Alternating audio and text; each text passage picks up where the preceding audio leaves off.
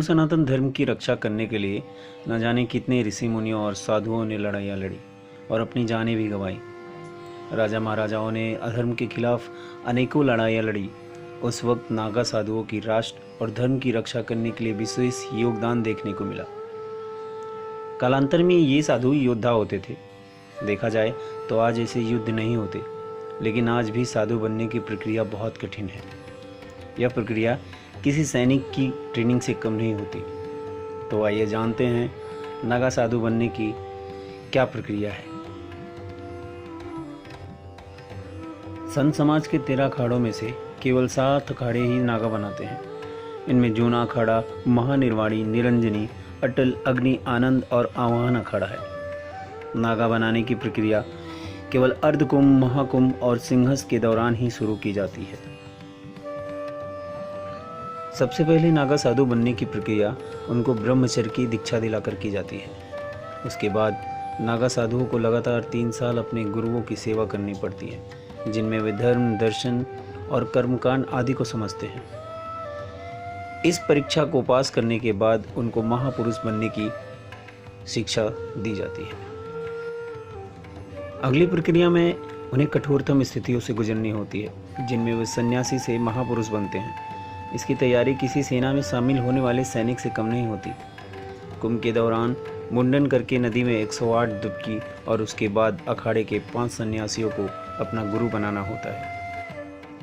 महापुरुष बनाने की प्रक्रिया खत्म नहीं होती है कि अवधूत बनाने की तैयारी शुरू हो जाती है, जिनमें उनको जनेऊ संस्कार कराया जाता है और उसके बाद सन्यासी जीवन की पालन का शपथ दिलाया जाता है। शपथ के बाद स्वयं का पिंडदान और दंडी संस्कार। फिर होता है पूरी रात ओम नमः शिवाय का जाप।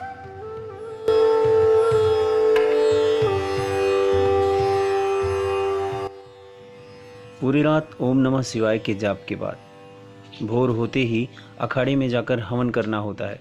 उसके पश्चात गंगा में 108 डुबकियां मारकर स्नान और स्नान के बाद अखाड़े के ध्वज के नीचे दंडी त्याग करवाया जाता है और इस प्रक्रिया को बिजवान कहते हैं। अंतिम परीक्षा दिगंबर और श्री दिगंबर की होती है, जिनमें दिगंबर अपने अंग पर लंगोट धारण कर सकता है, बल्कि श्री दिगंबर को बिना कपड़े ही रहना पड़ता है तथा श्री दिगंबर की इंद्रियों को भी तोड़ दिया जाता है। अंततः नागा साधु बन जाने के बाद उनको वन, हिमालय, आश्रम और पहाड़ों पर ही अपनी योग साधना और तपस्या करना होता है। अब साधुओं को भस्म, भगवा वस्त्र, चिमटा, धुनी, कमंडल और रुद्राक्ष की माला धारण करना होता है। इनकी कठोर योग साधना और तपस्या के कारण ये हिमालय पर शून्य से भी नीचे के तापमान पर नग्न अवस्था में भी रहकर जीवन यापन कर सकते हैं, बल्कि किसी सामान्य व्यक्ति के लिए यह बेहद कठिन है। ये साधु तीनों मौसम में निर्वस्त्र रहकर भी तपस्या करते हैं, जिनमें इतनी शक्ति होती है कि वे कई दिनों तक भूखे भी रह सकते हैं। नागा साधुओं को उनकी वैरिता के अनुसार पद प्राप्त होता है, जिनमें कोतवाल, बड़ा कोतवाल, पुजारी, भंडारी, कोठारी, बड़ा कोठारी, महंत और सचिव उनके पद होते हैं।